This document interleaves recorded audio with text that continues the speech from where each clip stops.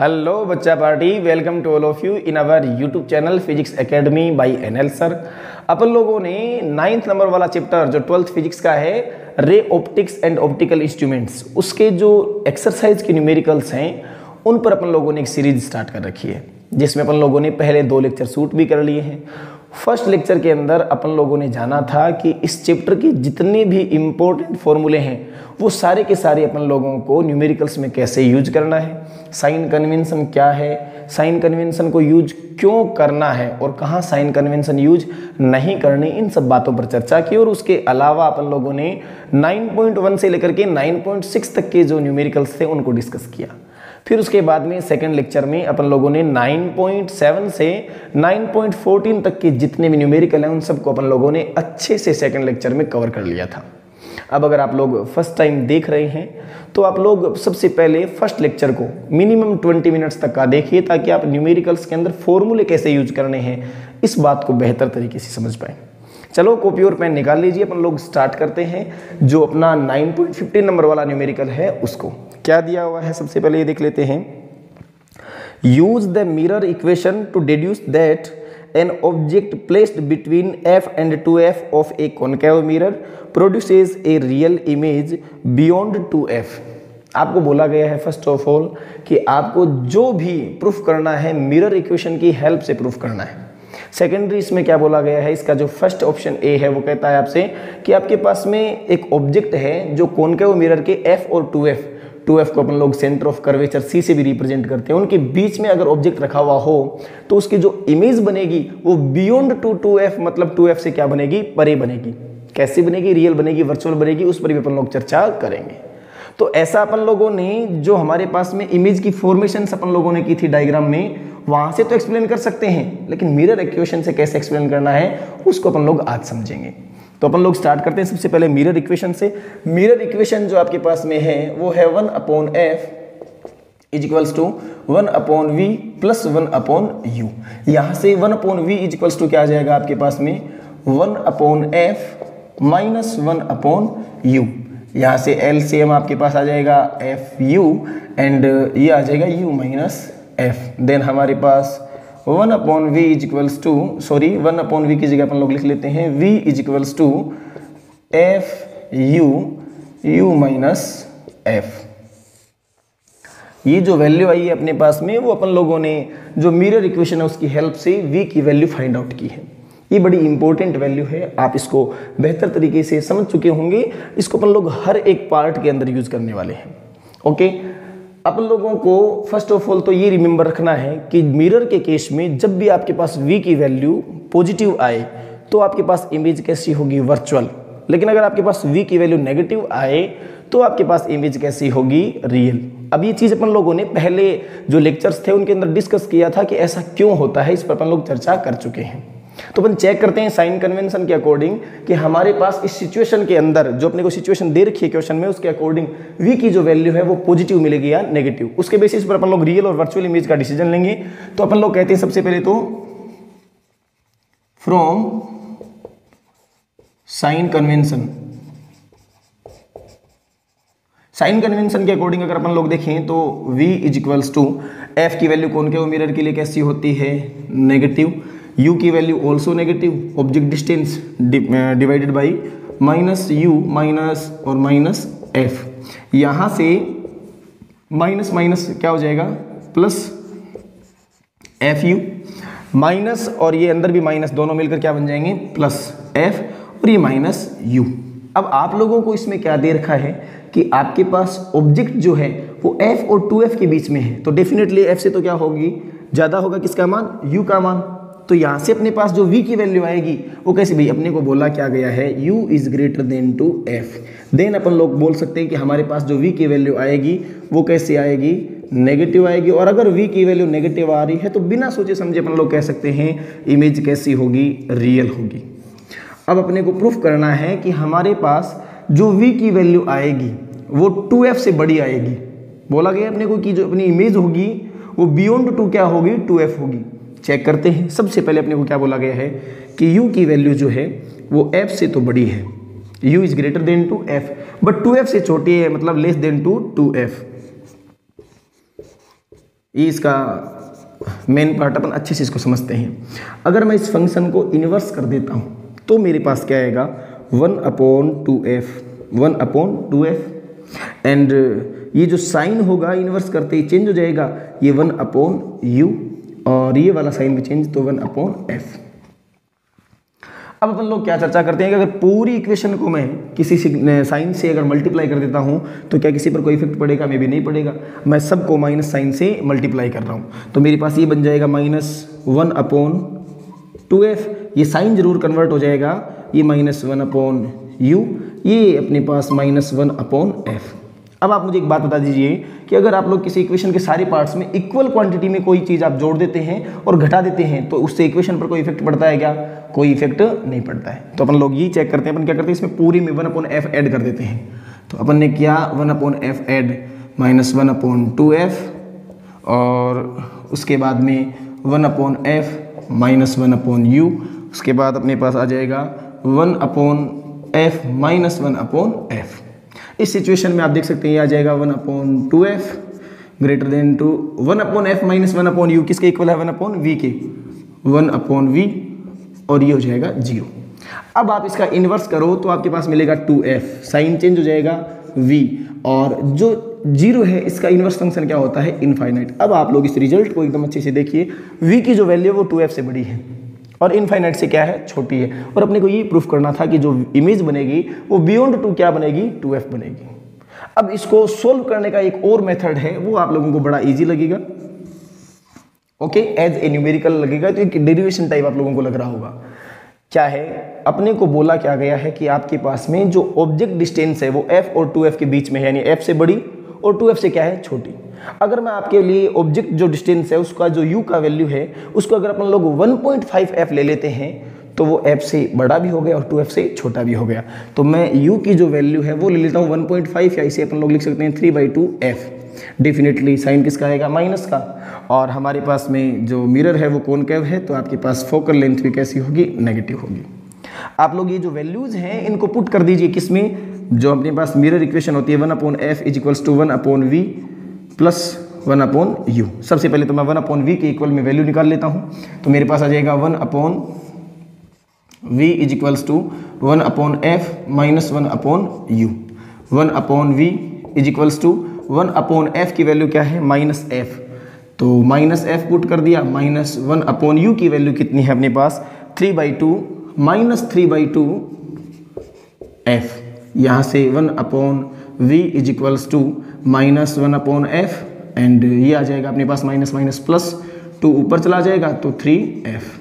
यहाँ से इसका जो LCM मिलेगा आपको 3f मिल जाएगा, कट करके लिखोगे तो -3 और +2 अपने पास में 1/v = -1/3f, देन v = अपने पास क्या आ जाएगा? -3f।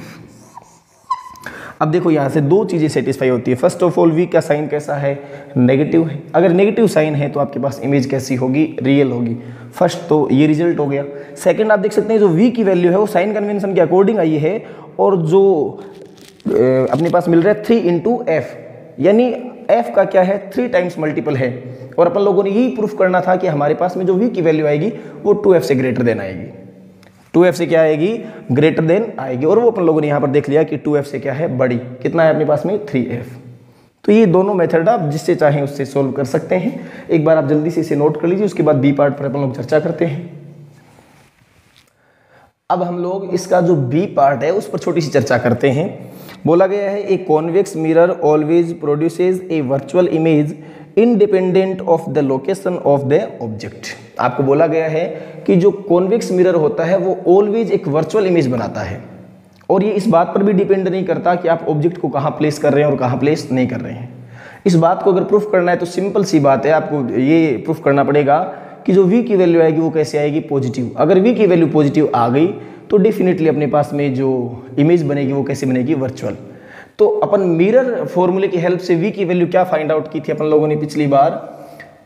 v = uf divided by u - f। Okay, यहां अपन लोग साइन कन्वेंशन यूज करते हैं, फ्रॉम साइन कन्वेंशन।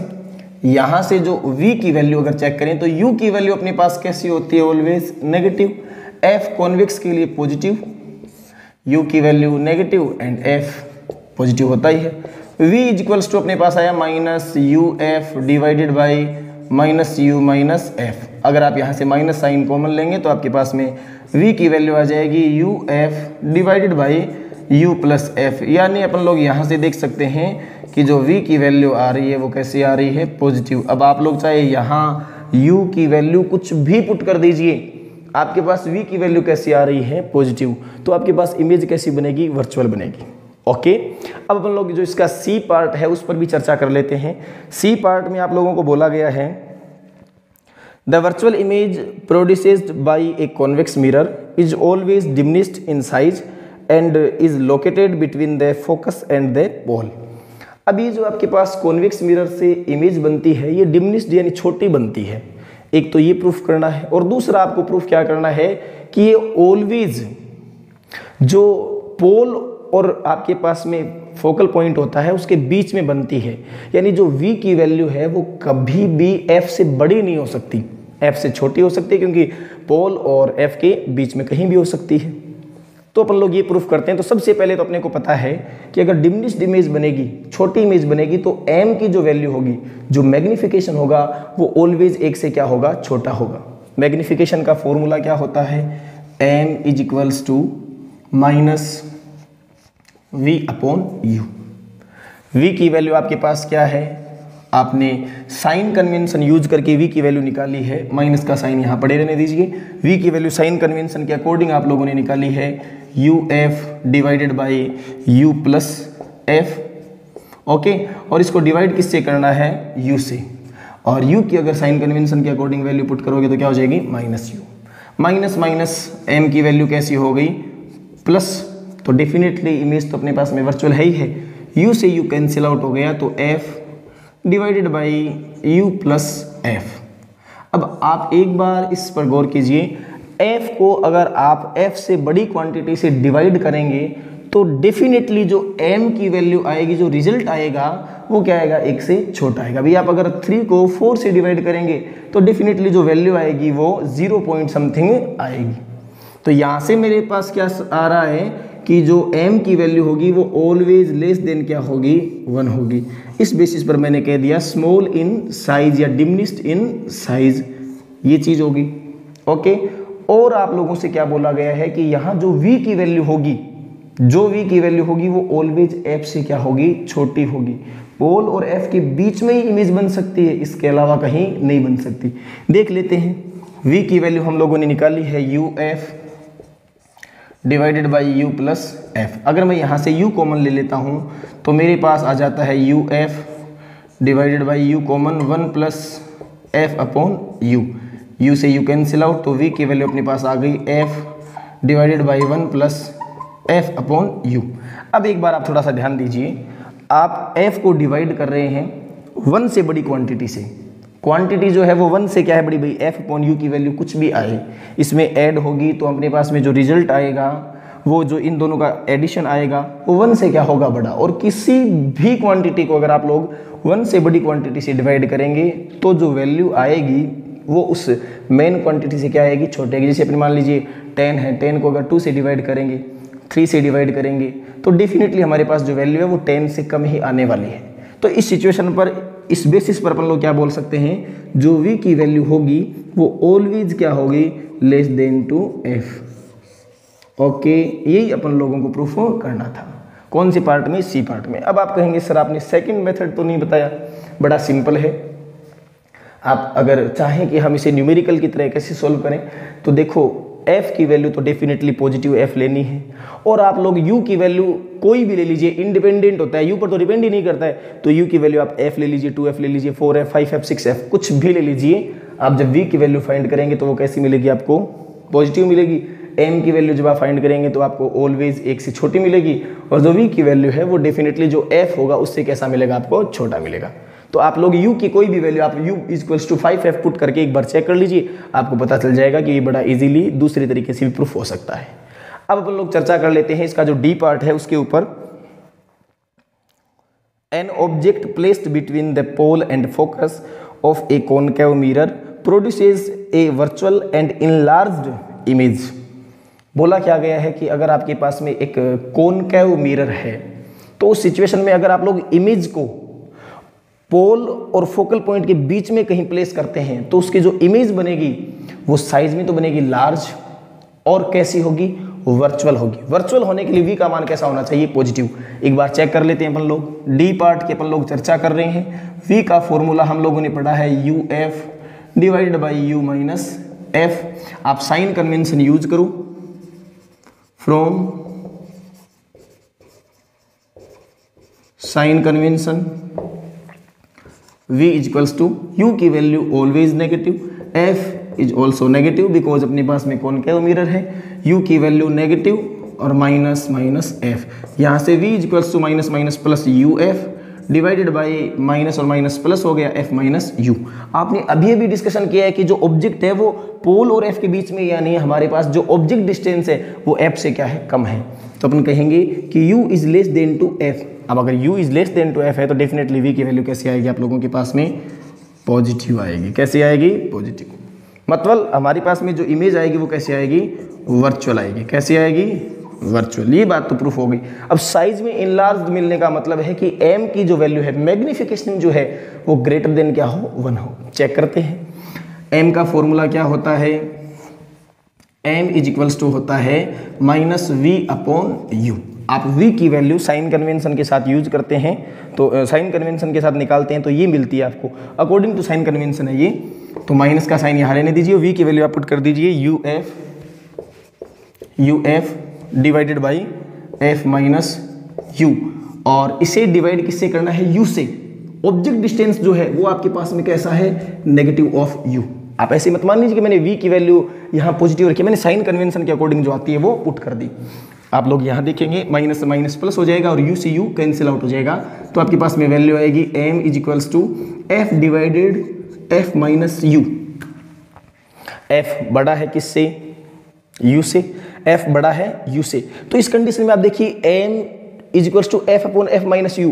आप f को डिवाइड करेंगे और किसी f से छोटी क्वांटिटी से, मान लीजिए आप 3 को डिवाइड कर रहे हैं, 3 से छोटी क्वांटिटी आपने क्या ले ली, 1 ले ली, 2 ले ली। तो उस कंडीशन में आपके पास में जो रिजल्ट आएगा, क्या वो रिजल्ट 1 से बड़ा होगा या नहीं होगा, डेफिनेटली होगा। तो अपन कहेंगे कि इस केस के अंदर m is greater than to क्या होगा, 1। तो इस बेसिस पर अपन लोग ये भी बता सकते हैं कि हमारे पास में जो इमेज आएगी वो इनलार्ज या फिर जो साइज है वो कैसी होगी, उसकी बड़ी होगी। ओके, आप इसको एक बार जल्दी से नोट करें।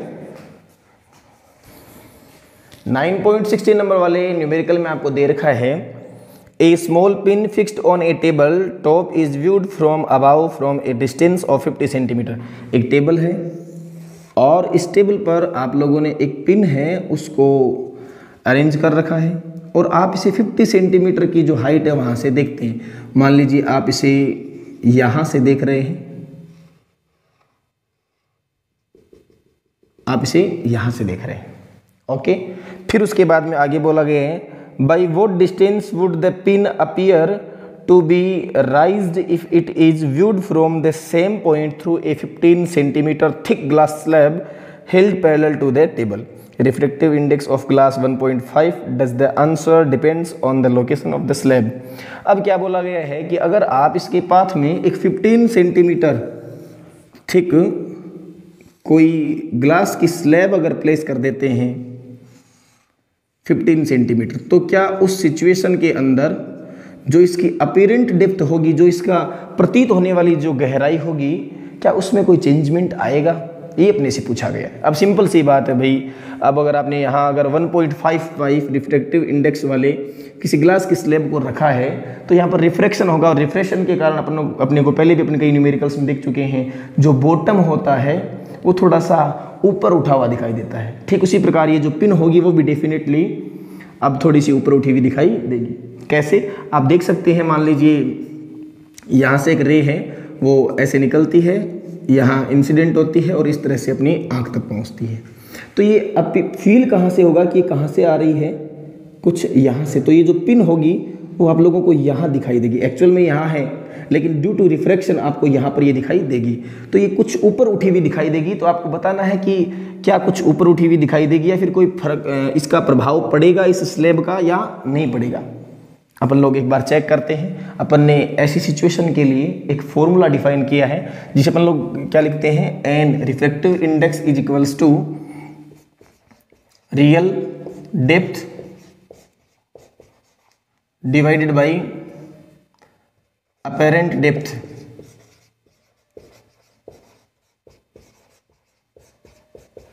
और अपने को तो यही फाइंड आउट करना है। रियल डेप्थ तो अपने को पता है भाई, इस स्लैब से कितने नीचे 15 सेंटीमीटर है।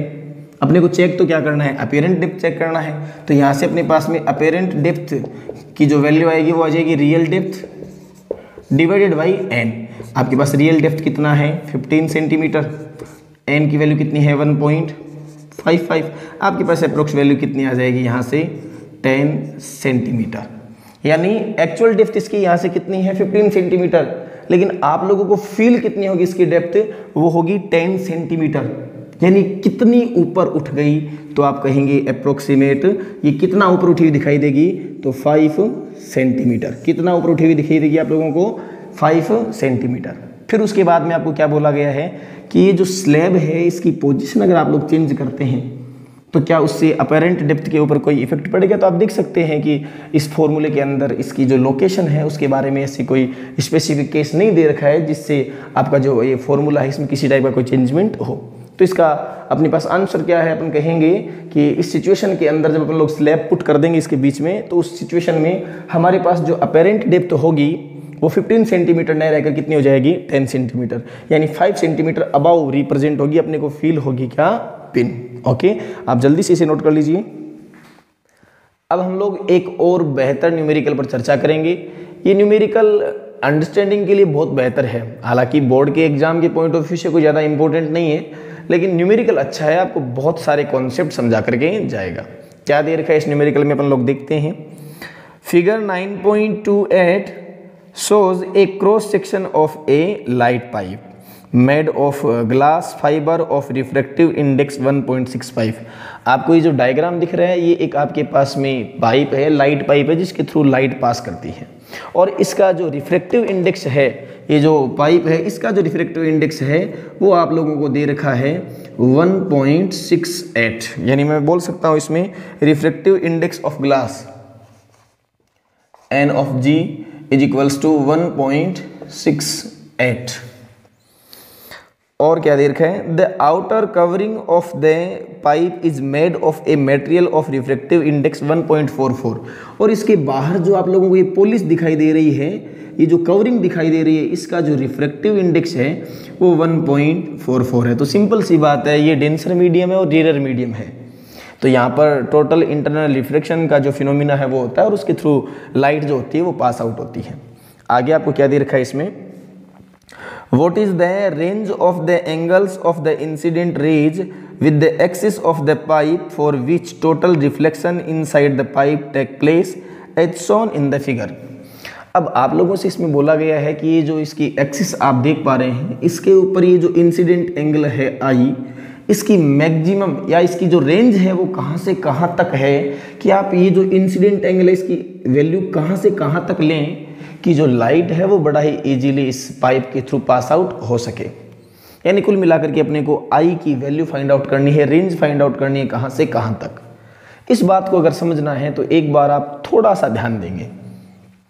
मान लीजिए किसी एंगल आई पर एक लाइट की रे है, वो इंसिडेंट होती है रिफ्लेक्शन के थ्रू, ये यहाँ थोड़ी सी बेंड हो जाती है और यहाँ जा कर के आप देखते हैं कि ये इस नॉर्मल के साथ यहाँ जो एंगल बना रही है वो बना रही है आईसी। आईसी क्या होता है, क्रिटिकल एंगल। जिससे ज़्यादा एंगल पर अगर आप लोग कोई लाइट की रेज को यहाँ इंसिडेंट करवाओगे तो टोटल इंटरनल रिफ्लेक्शन होगा। टोटल इंटरनल रिफ्लेक्शन के थ्रू आगे से आगे लाइट पास आउट हो जाएगी। तो यहाँ जो वैल्यू है एंगल की वो आईसी से क्या होनी चाहिए, ज़्यादा होनी चाहिए। अब आईसी से ज़्यादा होने का मीनिंग ये हो गया कि आपके पास देखो ये तो कांस्टेंट हो गया 90 डिग्री। इस ट्रायंगल के अंदर आप लोग एक बार ध्यान दें तो आपको पता चलेगा ये वाला 90 डिग्री हो गया, ये आईसी हो गया और ये आपके पास में क्या है आर। आप कह रहे हैं कि तो ये तो जो एंगल चाहिए अपने को उसकी मिनिमम वैल्यू है टोटल इंटरनल रिफ्लेक्शन के लिए, जिसके बाद क्या होगा, टोटल इंटरनल रिफ्लेक्शन। ये तो मिनिमम वो वैल्यू है। अब आपके पास में जो यहाँ एंगल की वैल्यू होनी चाहिए वो आईसी से क्या होनी चाहिए, ज़्यादा होनी चाहिए। तो क्या इस सिचुएशन में मैं कह सकता हूँ कि जो आर की मैक्सिमम वैल्यू, भाई आईसी और आर दोनों में रिलेशन है, अगर आर आईसी की वैल्यू बढ़ेगी तो आर की वैल्यू घटेगी और अपने को आईसी की वैल्यू बढ़ानी है। तो ऐसी सिचुएशन में मैं कहूँगा कि जो आर की वैल्यू एट प्रेजेंट टाइम में जो हम देख पा रहे हैं वो क्या है, मैक्सिमम वैल्यू है। आर की ये मैक्सिमम वैल्यू है, इससे ज़्यादा वैल्यू नहीं होनी चाहिए। अब यहाँ पर जैसे आई सी और आर में रिलेशन था वैसे ही आर और आई में रिलेशन है। अगर आप आई की वैल्यू को बढ़ाओगे तो आर की वैल्यू बढ़ेगी, आई की वैल्यू को अगर कम करोगे तो आर की वैल्यू कम होगी। लेकिन आप ध्यान दीजिए कि ये तो आर की मैक्सिमम वैल्यू है, इससे ज़्यादा हम लोग ले ही नहीं सकते। तो सिंपल सी बात है कि इसके रिलेटिवली ये भी आई की क्या है, मैक्सिमम वैल्यू है, इससे ज़्यादा हम लोग आई की वैल्यू नहीं ले सकते। आप इससे कम ले सकते हैं, आप 0 डिग्री 1 डिग्री 2 डिग्री 3 डिग्री ले लीजिए, लेकिन एट प्रेजेंट टाइम में आपने जितनी आई की वैल्यू ले रखी है उससे आप लोग ज़्यादा नहीं ले सकते आई की वैल्यू। ओके, तो हम लोग आई के मैक्सिमम वैल्यू जो है उसको फाइंड आउट करेंगे। उससे पहले अपन लोग देखते हैं कि जो आर की मैक्सिमम वैल्यू है वो कितनी हो सकती है। आर की मैक्सिमम वैल्यू को फाइंड आउट करने के लिए हमें पहले फाइंड आउट करना पड़ेगा आईसी, क्योंकि आईसी की जो वैल्यू आएगी उसे 90 में से अगर माइनस कर देंगे तो अपने पास आर मैक्सिमम की वैल्यू आ जाएगी। एक बार मैं थोड़ा सा लिख देता हूं कि जो आपको आउटर सरफेस दे रखा है पाइप का उसका रिफ्रैक्टिव इंडेक्स 1.44 है, और जो इसके अलावा और मीडियम है उसके लिए मैं लिख देता हूँ एयर के लिए एन की वैल्यू कितनी है, अपने पास 1 है। अब अपन स्टार्ट करते हैं। सबसे पहले आर मैक्सिमम की वैल्यू फाइंड आउट करना चाहते हैं तो अपन यहाँ स्नेल्स जो लॉ है वो अगर अप्लाई करें तो स्नेल लॉ क्या होता है, साइन आई सी और आई सी की रिलेटिवली जो आपके पास रिफ्रैक्शन एंगल होता है वो कितना होता है, 90 डिग्री, तभी तो इसे क्रिटिकल एंगल बोलते हैं। तो sign I upon sign R होता है, तो साइन आर की वैल्यू कितनी है, 90 डिग्री। n2 अपॉन n1 जिस मीडियम में जा रही है, कौन से मीडियम में जा रही है, ये बाहर क्या है, आउटर सरफेस पर आपने एक कोई पॉलिश की है वो, और उसका रिफ्रैक्टिव इंडेक्स कितना है, n 1.44। n2 divided by n1 किससे आ रही है, इस अंदर वाले मीडियम से आ रही है, इसका रिफ्रैक्टिव इंडेक्स है आपके पास 1.68। जब आप लोग 1.44 को डिवाइड करोगे 1.68 से तो उस कंडीशन में आपके पास में अच्छे से अभी डिवाइड करके चेक कर लीजिए, sign I C is equals to आपके पास जो वैल्यू आएगी वो आएगी 0.85। यहाँ से आई सी की वैल्यू कैसे फाइंड आउट करें, तो I C is equals to sine inverse 0.85। मैंने लिख रखा है कि साइन 0.85 साइन 59 डिग्री की वैल्यू कितनी होती है, 0.85। अब यहाँ आप लोगों को हो रहा होगा कि ये वैल्यूज आपने यहाँ लिख दी, तो मानकर चलिए कि ऐसे किसी भी न्यूमेरिकल के अंदर या तो आपको ऐसी जो वैल्यूज हैं वो मैक्सिमम टाइम में देखने को मिलेगी, वरना ऐसा न्यूमेरिकल आपको बोर्ड में देखने को नहीं मिलेगा। फिर दूसरी बात, अगर आपको ये हार्ड लग रही है तो मैंने स्टार्टिंग में जो न्यूमेरिकल्स करवाए हैं उनमें ये मेथड भी बताया है, तरीका भी बताया है कि अगर ऐसी सिचुएशन बाई चांस आ भी जाए तो उसे कैसे फेस करें, इन वैल्यूज़ को अपन लोग कैसे फाइंड आउट कर सकते हैं। अगर आपने नहीं देखा है तो उस लेक्चर को देख करके आप पहले इसको बेहतर तरीके से अंडरस्टैंड कर लीजिए, फिर आपको लगेगा कि हाँ अपने पास अब अप्रोक्सीमेट कोई भी वैल्यू हो अपन उसकी इजीली वैल्यू बता सकते हैं। ओके, तो अपने पास आई सी की जो वैल्यू है वो यहाँ से कैलकुलेट करने पर आ जाएगी 59 डिग्री। 59 डिग्री। अब अगर आई सी की वैल्यू 59 डिग्री है तो आप देख लीजिए ये दोनों एंगल टोटल ऐड होकर कितना हो जाएगा, 90 डिग्री। मैं लिख सकता हूँ I C plus R maximum is equals to कितना है, 90 डिग्री। आई सी की वैल्यू पुट करके आप इस तरफ ले जाएंगे तो जो आर की आपके पास मैक्सिमम वैल्यू आएगी, आर की जो मैक्सिमम वैल्यू है आपके पास वो कितनी आ जाएगी, 31 डिग्री। हमने कहा साहब हमारे पास आर की मैक्सिमम वैल्यू क्या हो सकती है, 31 डिग्री। अब इसके रेस्पेक्ट में अपन क्या चेक करेंगे कि आई की मैक्सिमम वैल्यू कितनी हो सकती है। ओके, मैं एक बार फिर से आपको दोबारा छोटा सा रिवाइज करवा देता हूँ। टोटल इंटरनल जो रिफ्लेक्शन है उस फिनोमिना के बेसिस पर लाइट आगे की ओर पास आउट होगी, और उसके लिए रिक्वायरमेंट होती है कि यहाँ जो एंगल है इंसिडेंट एंगल वो क्रिटिकल एंगल से बड़ा होना चाहिए। मतलब यहाँ वाला जो एंगल होगा वो एट प्रेजेंट टाइम में जितना है उससे क्या होगा, बड़ा। अगर उससे बड़ा होगा तो ये वाला एंगल तो फिक्स है 90 डिग्री, तो ये जो आर है अगर ये बढ़ेगा तो ये वाला घटेगा। यानी एट प्रेजेंट टाइम में जो आर की वैल्यू वो मैक्सिमम है, इससे ज़्यादा नहीं हो सकती, इससे क्या होगी, कम। तो अगर ये आर की मैक्सिमम वैल्यू है तो इसके रिस्पेक्ट में ये भी क्या है, आई की मैक्सिमम वैल्यू। आई की वैल्यू बढ़ेगी तो आर की वैल्यू बढ़ेगी, लेकिन आई की वैल्यू अपने को बढ़ानी नहीं है, आर की वैल्यू अपने को नहीं बढ़ानी। तो तो इस सिचुएशन में अपन लोग आई की जो वैल्यू है उसको कम कर सकते हैं लेकिन ज़्यादा नहीं कर सकते। तो उस आई मैक्सिमम की वैल्यू अपन लोग फाइंड आउट कर रहे हैं और अपन लगाएंगे फिर से Snell's law, I maximum divided by R maximum n2 upon n1। इस बार देखो किस मीडियम में जा रहा है, 1.66 वाले में, 1.68 वाले में सॉरी, और किस मीडियम से आ रहा है, ये यहाँ एयर है, क्या है एयर, और इसके लिए आपके पास कितना होता है 1।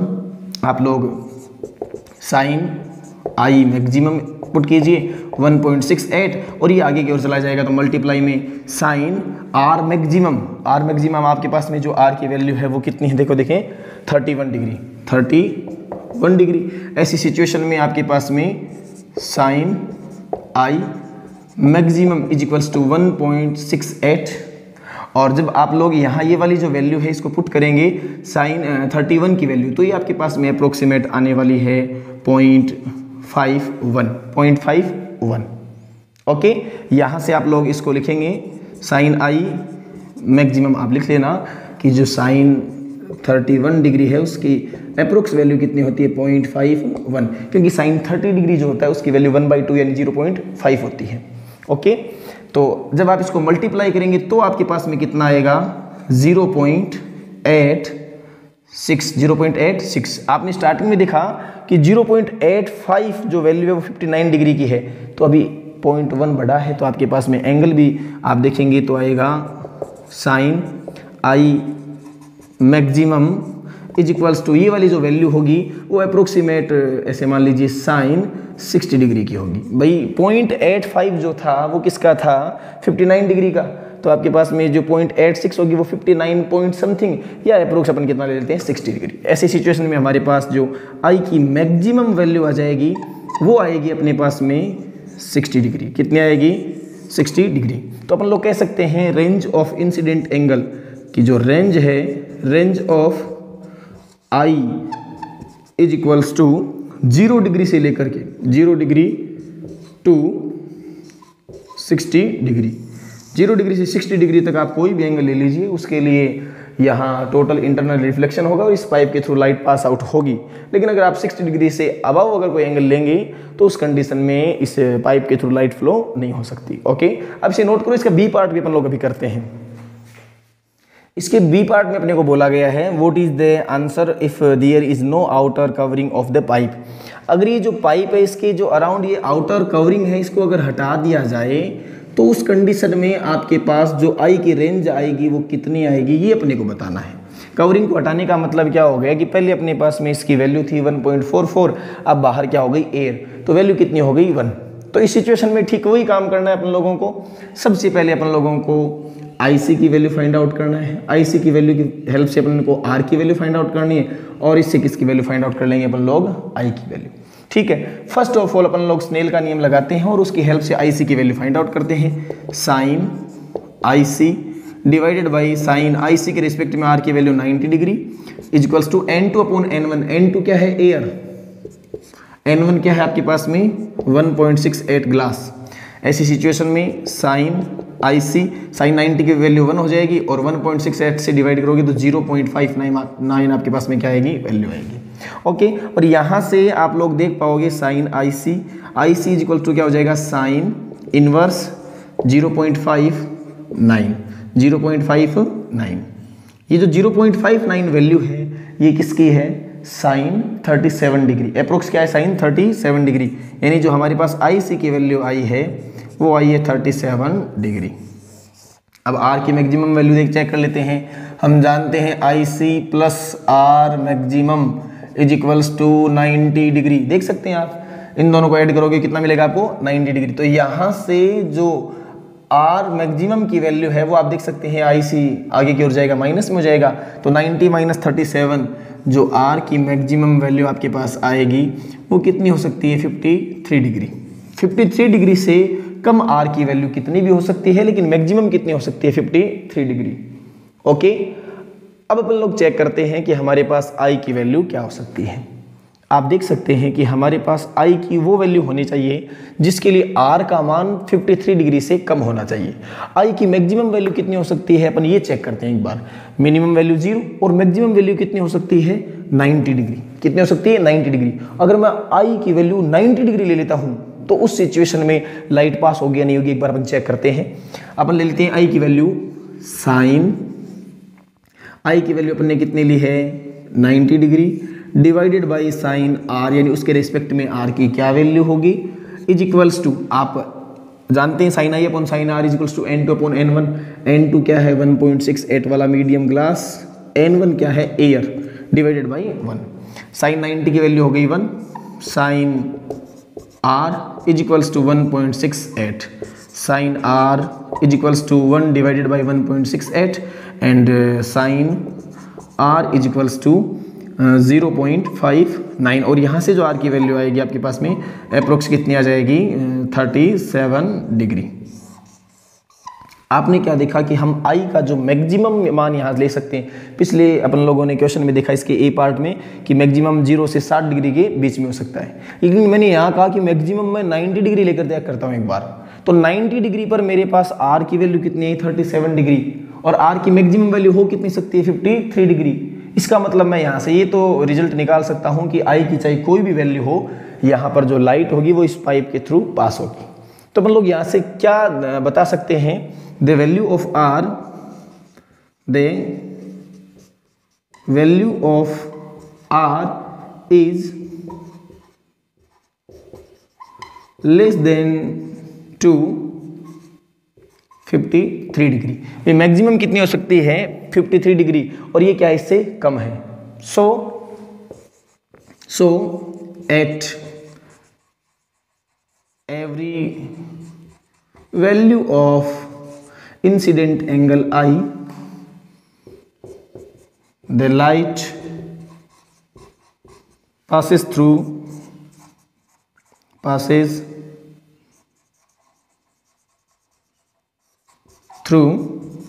the pipe।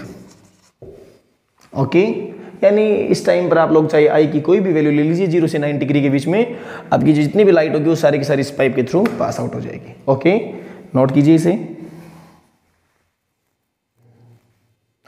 अब अपन एक बहुत ही प्यारे सी न्यूमेरिकल 9.18 पर डिस्कशन करते हैं। थ्योरी से रिलेटेड है और बहुत अच्छा है, आपके बहुत सारे कॉन्सेप्ट्स जो हैं उनको ये क्लियर करता है। कैसे समझेंगे इसको अच्छे से। इसका जो ए पार्ट है वो आपको दे रखा है, you have learned that plane and convex mirrors produce virtual images of objects, can they produce real images under some circumstances, explain. आपने अब तक पढ़ा है कि जो कॉन्वेक्स और जो प्लेन मिरर्स होते हैं वो ऑलवेज जो इमेज फॉर्म करते हैं वो वर्चुअल होती है। क्या ये किसी कंडीशन में रियल इमेज भी फॉर्म कर सकते हैं? बिल्कुल कर सकते हैं। कैसे, एक बार अपन समझते हैं। मान लीजिए ये आपके पास में एक प्लेन मिरर है और यहाँ एक ऑब्जेक्ट है।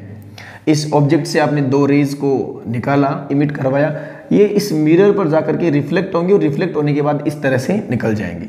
अब आप देखेंगे कि जहाँ जो रिफ्लेक्टेड रेज मिलती है, मीट करती है एक दूसरे के साथ, वहाँ क्या बनती है? इमेज। लेकिन आप देख सकते हैं ये तो कहीं मिलने का इनका कोई चांसेस ही नहीं है। तो ऐसी कंडीशंस में अपन लोग इनको कहीं एक बैक पॉइंट पर मिलाते हैं और जहाँ अपने को एक वर्चुअल मिलती हुई प्रतीत होने वाली एक वर्चुअल इमेज मिलती है, जो कि जिसके लिए ऑब्जेक्ट डिस्टेंस और इमेज डिस्टेंस दोनों सेम होते हैं, हाइट दोनों के लिए सेम होती है, वर्चुअल इमेज होती है। ओके, वहीं अगर मैं इस कंडीशन को थोड़ा सा रिवर्स कर दूं, उल्टा कर दूं थोड़ा सा, तो उस कंडीशन में देखिए आप लोग, आपके पास दो रेज हैं और वो इस तरह से मिरर पर इंसिडेंट हो रही है, रिफ्लेक्ट होकर के ओ पॉइंट पर मिल रही है। तो ओ पॉइंट पर क्या बन रही है? इमेज। और ऐसी कंडीशन में इनके लिए जो ऑब्जेक्ट का वर्क करेंगे, ये दोनों कहीं से एक पॉइंट से आ रही है क्या? नहीं आ रही। ऐसी कंडीशन में इनके लिए जो इमेज का वर्क करे, ऑब्जेक्ट का वर्क करेगी, वो ये वाला पॉइंट करेगा, जो कि क्या है? एक वर्चुअल पॉइंट, आभासी पॉइंट है। ओके, तो आप इस कंडीशन में बता सकते हैं कि जो प्लेन और कॉन्वेक्स मिरर्स होते हैं वो जो रियल ऑब्जेक्ट होते हैं उनके वर्चुअल इमेज बनाते हैं, लेकिन वहीं अगर वर्चुअल ऑब्जेक्ट हो तो उसका क्या बनाते हैं? एक रियल इमेज बनाते हैं। ये इसका ए पार्ट है, शॉर्ट एंड स्वीट, इतना काफ़ी आपके लिए। इसके बाद में अपन लोग आगे चर्चा करते हैं बी पार्ट पर। A virtual image we always say can not be caught on a screen, yet when we see a virtual image we are obviously bringing it on the screen of our eye. Is there a contradiction? आपको बोला गया है कि आप कहते हैं ये जो प्लेन मिरर्स होते हैं या आपके पास में जो कॉन्वेक्स मिरर्स हैं, ये वर्चुअल इमेज बनाते हैं, और वर्चुअल इमेज को अपन लोग कभी भी किसी स्क्रीन पर फाइंड नहीं कर सकते। एक स्क्रीन के ऊपर आप चाहें कि इनको बना लें तो ऐसा संभव नहीं है। तो फिर आप अपने आप को मिरर के अंदर कैसे देख लेते हैं? आप अगर भाई वर्चुअल इमेज है उसको आप स्क्रीन पर नहीं ला सकते, तो आप अपनी रेटिना पर ला करके उसे कैसे देख पा रहे हो, उसका कारण पूछ रहा है। क्या इसमें कोई कॉन्ट्राडिक्शन है, विरोधाभास है? कोई विरोधाभास नहीं है, बड़ा सिंपल है। कैसे? एक छोटे से एग्जांपल से समझ जाएंगे। ये आपके पास में कोई ऑब्जेक्ट है, ओके, इसके सामने ये एक प्लेन मिरर पड़ा है, ठीक है। ये प्लेन मिरर के कारण दो रेज ऐसे गई, रिफ्लेक्ट हुई, इस तरह से आ गई, एक यहाँ गई, रिफ्लेक्ट हुई, और ये दोनों कभी भी आपस में एक दूसरे से मिलेंगी नहीं। रिफ्लेक्ट होने के बाद ये ऐसे जाएगी और ये इस तरह से जाएगी, तो यहाँ एक वर्चुअल इमेज बन गई आपके पास में आई। ये दोनों रेज कभी भी आपस में मिलेगी नहीं। फिर अपन ने कैसे देख लिया अपने आप को, कैसे अपनी आंख की जो रेटिना है उसकी स्क्रीन पर अपनी इमेज दिखाई दे रही है? उसका कारण दिखना कि ये दोनों रेज मिलेगी तो नहीं, लेकिन अगर मैं इनके पाथ में एक कॉन्वेक्स या कन्वर्जिंग लेंस रख दूं तो इन रेज को आपस में मिलना पड़ेगा या नहीं मिलना पड़ेगा? मिलना पड़ेगा, यस और नो। तो यहां अगर मैं कोई स्क्रीन प्लेस करता हूं तो इसकी इमेज आपको दिखाई देगी या नहीं देगी? बिल्कुल दिखाई देगी। तो ये जो कॉन्वेक्स लेंस है वो अपन कहां से लाए? वो अपनी आंखों के आगे ऑटोमेटिकली लगा हुआ, कहीं से लाने की जरूरत नहीं है। तो अपनी आंखों के आगे लगा हुआ जो कॉन्वेक्स लेंस है उसके जो प्रोसेस है उसके द्वारा अपन लोग देखते हैं कि अपनी जो रेटिना है उसके ऊपर कोई भी इमेज है वो अपने को दिखाई देती है। वो एक स्क्रीन का काम कर रही है, और स्क्रीन पर मिलाने का काम कौन कर रही है? ये जो अपने आंखों के आगे लगा हुआ जो लेंस है, कॉन्वेक्स लेंस, वो, ओके। उसके बाद में आपको आगे क्या बोला गया है? सी पार्ट में, a diver under water looks obliquely at a fisherman standing on the bank of a lake। यहाँ आपके पास में एक डाइवर है जो यहाँ एक कॉर्नर पर, समुद्र के कॉर्नर पर खड़ा हुआ कोई फिशरमैन है, उसको देख रहा है। Would the fisherman look taller or shorter to the diver than what he actual is? जो इसकी एक्चुअल हाइट है, क्या इससे ये इसको टोलर यानी लंबा दिखेगा या इससे छोटा दिखेगा? ये अपना क्वेश्चन है। आप देखते हैं कि ये एक रेयर मीडियम है, और ये अगर वाटर है तो ये क्या है? एक डेंसर मीडियम है। रिफ्रैक्शन ऑफ लाइट का फिनोमिना होगा। जब लाइट रेयर मीडियम से डेंसर मीडियम की ओर जाएगी तो नॉर्मल की ओर बेंड हो जाएगी। ऐसी पोजीशन में इसको पता नहीं है कि यहाँ रिफ्रैक्शन का फिनोमिना हुआ है। ये सोचेगा कि ये ऐसे आ रही है, मतलब ये कहीं पीछे से यहाँ से आ रही है। तो ये जो ए पॉइंट है इसको यहाँ दिखेगा, मतलब जो आपका फिशरमैन है ये डाइवर को कैसा दिखेगा? टोलर दिखाई देगा, ना कि शॉर्टर, ओके। अब उसके बाद में अपन लोग डिस्कशन करते हैं डी पार्ट पर। डी पार्ट में आप लोगों से बोला गया है, does the apparent depth of a tank of water change if viewed obliquely, if so does the apparent depth increase और डिक्रीज। अपन लोग जब ऑब्लिकली तिरछा किसी चीज़ को देखते हैं, पानी से भरा हुआ टैंक है, तो अपने को जो अपेरेंट डेप्थ होगी वो बढ़ करके दिखेगी, यानी उसकी गहराई बढ़ करके दिखेगी या फिर कम होकर के दिखेगी। और ऐसा होता है तो क्यों होता है? तो इसका रीजन है रिफ्लेक्शन ऑफ लाइट। यहाँ से मान लीजिए इसकी ये बॉटम है, यहाँ से एक रे निकलती है, रिफ्लेक्शन के कारण ये डेंसर मीडियम से रेयर मीडियम में जाती है, तो जो नॉर्मल होता है उससे फार अवे थोड़ी सी दूर हट जाती है, अवे हो जाती है और आइज की तरफ चली जाती है। अब ये आइज क्या सोच रही है कि ये रे कहाँ से आ रही है? यहाँ से। तो ये जो इसका बॉटम था वो अब यहाँ दिखाई देने लग गया, due to reflection of light decrease हो जाएगी इसकी डेप्थ, ओके। लास्ट वाला बहुत शानदार है, इसको बहुत अच्छे से अपन लोग समझेंगे क्या है, एकदम अच्छे से समझने की कोशिश करेंगे। डेफिनेटली इसके बाद आपका इससे रिलेटेड कोई डाउट नहीं रहेगा। आपको बोला गया है the refractive index of a diamond is much greater than that of ordinary glass, is this fact of some use to a diamond cutter. आपको बोला गया है कि जो डायमंड होता है उसका रिफ्रैक्टिव इंडेक्स एक सिंपल ग्लास के कंपैरिजन में बहुत ज़्यादा होता है। तो क्या जो डायमंड के कटर्स होते हैं उनको इस चीज़ का कोई बेनिफिट मिलता है? बिल्कुल बेनिफिट मिलता है। कैसे मिलता है आज अपन लोग समझेंगे। देखो, जिसका रिफ्रैक्टिव इंडेक्स कम होता है उसका क्रिटिकल एंगल कम होता है। क्रिटिकल एंगल क्या होता है? टोटल इंटरनल रिफ्लेक्शन के लिए जो मिनिमम एंगल चाहिए वो क्या है अपने पास में? Critical angle. इससे ज़्यादा एंगल चाहिए, ठीक है। तो डायमंड के केस में IC जो क्रिटिकल एंगल है वो अप्रोक्स 47 डिग्री है। तो इस सिचुएशन के अंदर अगर आप किसी सरफेस के ऊपर लाइट की रे को इंसिडेंट करवा रहे हो तो उसका टोटल इंटरनल रिफ्लेक्शन हो, इसलिए जरूरी है कि उसका जो एंगल है वो 47 डिग्री से अबाव हो। मान लीजिए आपने इसको यहाँ से कट किया, कटर मैन ने इसको यहाँ से कट किया तो नॉर्मल बनेगा ऐसे, तो ये वाला जो एंगल है वो मान लीजिए अप्रोक्स आपके पास में मिला 30 डिग्री। कितना मिला? 30 डिग्री। और जो ग्लास होता है उसके लिए क्रिटिकल एंगल कितना होता है? 47 डिग्री। तो क्या इस कंडीशन में इसका टोटल इंटरनल रिफ्लेक्शन होगा? नहीं होगा। और ये लाइट जो इससे बाहर की ओर पास आउट हो जाएगी, ये अंदर रहेगी नहीं, तो डायमंड में चमक नहीं आएगी। और डायमंड में अगर चमक नहीं है तो इसे कौन पूछने वाला है? तो इसका डायमंड नहीं बन सकता। वहीं कटरमैन ने मान लीजिए रैंडमली इसको ऐसे कट कर दिया, तो उस सिचुएशन में मान लीजिए इसके पास में जो एंगल है वो अब भी कितना बन रहा है? 30 डिग्री। कितने डिग्री का बन रहा है? 30 डिग्री का। और जो डायमंड होता है उसके लिए क्रिटिकल एंगल कितना होता है? 24 डिग्री। जिसका रिफ्रैक्टिव इंडेक्स ज़्यादा होता है उसका क्रिटिकल एंगल कम होता है। IC = 1/n। जिसके n की वैल्यू ज़्यादा उसके IC की वैल्यू कम। इसके लिए कितना होता है क्रिटिकल एंगल? 24 डिग्री। और ये कितना इंसिडेंट एंगल? 30 डिग्री। तो इस कंडीशन में यहाँ पर टोटल इंटरनल रिफ्लेक्शन होगा और ये लाइट वापस इस डायमंड के अंदर ही रिफ्लेक्ट हो जाएगी और इस तरह से बार बार रिफ्लेक्ट होकर के आपका जो डायमंड है वो चमकने लग जाएगा। तो कुल मिलाकर के बेनिफिट क्या है वो अपन समझते हैं। देखो, क्रिटिकल एंगल का मान 47 डिग्री से 90 डिग्री के बीच में हो सकता है। तो 48, 49 ऐसे करके कहाँ तक हो सकता है? 90 डिग्री तक। तो आप देखिए कि 90 - 47 कितना मिला आप लोगों को? Approximate 43 degree. 43 ऐसे एंगल्स हैं जिनके ऊपर आप लोग ग्लास के द्वारा टोटल इंटरनल रिफ्लेक्शन करवा सकते हो। ओके, अगर 1 डिग्री के डिफरेंस से देखें तो। वहीं अगर आप यहाँ देखें तो आप यहाँ से 24 डिग्री से अबाउ और 90 डिग्री के बीच में कितना एंगल है? इसमें से कोई भी एंगल पर आप रे को इंसिडेंट करो और क्या होगा? टोटल इंटरनल रिफ्लेक्शन होगा।